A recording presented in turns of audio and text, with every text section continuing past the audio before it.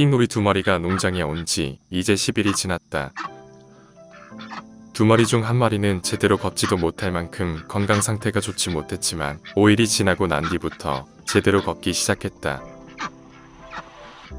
아마도 그 녀석은 서류를 제대로 먹지 못하고 깨끗한 물을 먹지 못해 탈진한 것이 아니었을까 짐작해본다. 솔직히 처음에는 녀석이 전염병에 걸린 게 아닐까 걱정이 되어 농장에 데려오지 않으려고 생각했었다. 하지만 다행히도 녀석들은 보시다시피 아주 건강한 상태가 되었다. 건강이 회복되었지만 녀석들이 농장에 잘 정착하려면 앞으로 혹독한 신고식을 치러야 한다. 농장에는 최고 권력자인 거위들이 있고 그 다음으로 우리무리와 닭무리가 있다. 그 중에서 닭무리는 가장 힘없는 존재들이지만 흰오리 2마리가 이곳에 정착하기 위해 거쳐야 할 첫 번째 관문이다.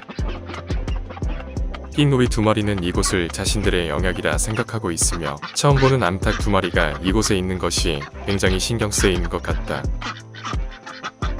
하지만 그동안 거위와 우리무리에 단련된 암탉들에게 새로운 흰오리 2마리는 그저 그런 상대일 뿐이다.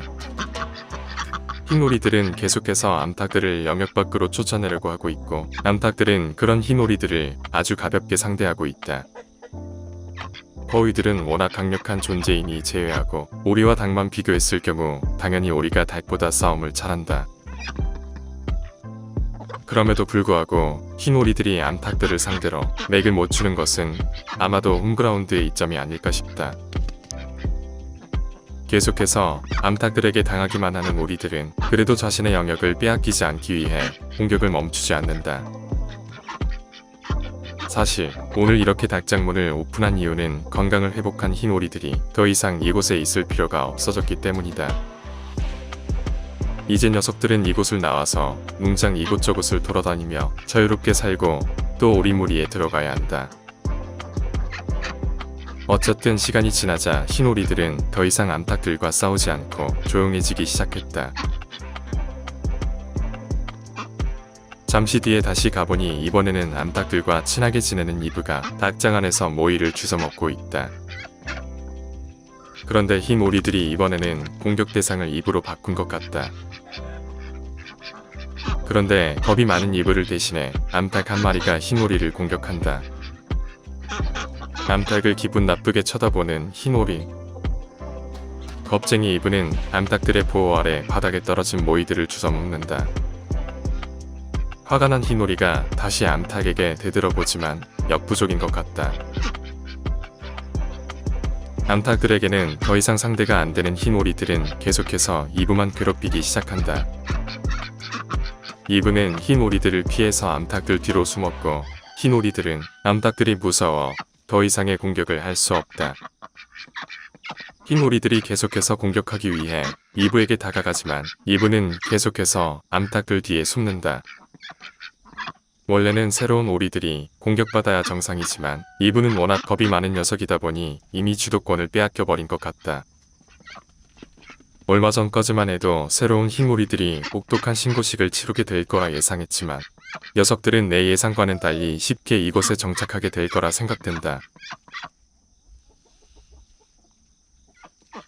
시간이 좀 더 지나 계속해서 닭들이 닭장 안으로 들어가게 되자 흰오리들은 어쩔 수 없이 닭장 밖으로 나오게 되었다.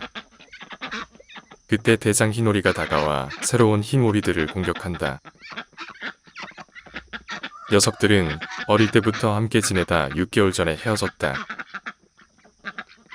헤어진 기간이 너무 오래되어서인지 흰오리들은 서로를 몰라보는 것 같다. 새로운 녀석들은 흰오리들과만 친하게 지내도 쉽게 농장에 정착해서 지내게 될 것이다. 원래 농장에는 흰오리들보다 청둥오리들이 더 오래전부터 지내왔지만 덩치가 훨씬 큰 흰오리들이 대장 역할을 하고 있기 때문이다. 식자재 납품 업체에서 포도를 20박스 얻어왔다. 사실 먹을 수는 있지만 판매하기가 애매한 상태의 포도들이다. 내가 가져오지 않으면 이런 것들은 전량 폐기되어 버리니 솔직히 너무 아깝다고 생각한다. 포도는 당분이 뛰어나기 때문에 사람들도 좋아하지만 동물들도 굉장히 좋아하는 과일이다. 오늘 처음으로 닭장 밖으로 나온 흰오리들은 시간이 지나면서 점점 더 농장 환경에 적응하고 있다. 농장에 오기 전 좁고 더러운 케이지 안에서만 지내던 녀석들은 앞으로 이곳에서 자유롭고 행복한 삶을 누릴 수 있게 되었다. 아직까지는 다른 오리들로부터 따돌림을 당하고 있지만 조금만 시간이 지나면 녀석들은 오리무리에 들어가서 가족처럼 지내게 될 것이다. 농장의 지배계층인 거위들이 왔다. 거위들이 어릴 때 가장 싫어했던 과일은 포도였다.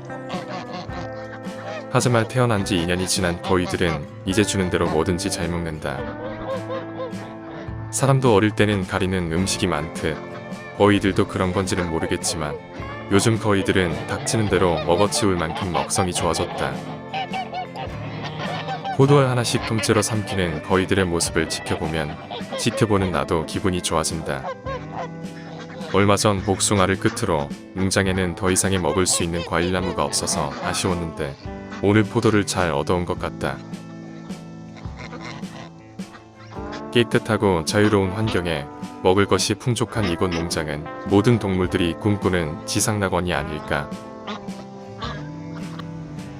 캔디와 꺼병이가 사는 닭장에도 포도 한 송이를 갖다 주었다. 캔디와 함께 살고 있는 꺼병이는 다른 꺼병이들과 달리 캔디를 떠나지 않으려고 하는 성향이 강하다. 특히 지난번 관우가 키웠던 꺼병이들은 키워준 엄마를 전혀 따르지 않은 것과 너무 대조적이다. 모성애가 강한 캔디는 끊임없이 먹을 것을 챙겨주고 꺼병이도 엄마를 너무 잘 따른다. 게다가 야생성이 너무 강한 탓에 두려움이 많은 꺼병이를 위해 캔디는 과거에 보이지 않았던 행동들을 하고 있다. 가령 예를 들면 내가 가까이 다가갔을 때 무서워하는 꺼병이를 보호하기 위해 소리를 지르거나 경계하는 행동을 취한다. 알다시피 그동안 많은 병아리들을 키우면서 나와 캔디는 굉장히 친한 관계가 되었다. 동물들을 키우면서 한 가지 알게 된 것은 알을 품을 때 먹을 것을 잘 챙겨주면 그 암컷은 먹을 것을 챙겨주는 사람을 신뢰하게 된다는 점이다. 그래서 1년에 몇 번씩 알을 품는 캔디는 자연스럽게 나와 친하게 된 것이다. 그런 캔디가 나를 경계할 만큼 지금 꺼병이를 돌보는데 진심으로 최선을 다하고 있다. 그래서 나는 요즘 웬만하면 꺼병이와 캔디를 자극하지 않기 위해 노력하고 있다. 꺼병이가 캔디와의 유대관계가 계속 좋아져서 나중에 농장을 떠나지 않도록 만드는 게 나의 계획이다. 내가 유년기 시절에 보았던 꽁들처럼 이곳에서 알을 낳고 새끼를 키우며 농장에 정착해서 살아가는 모습을 보고 싶다.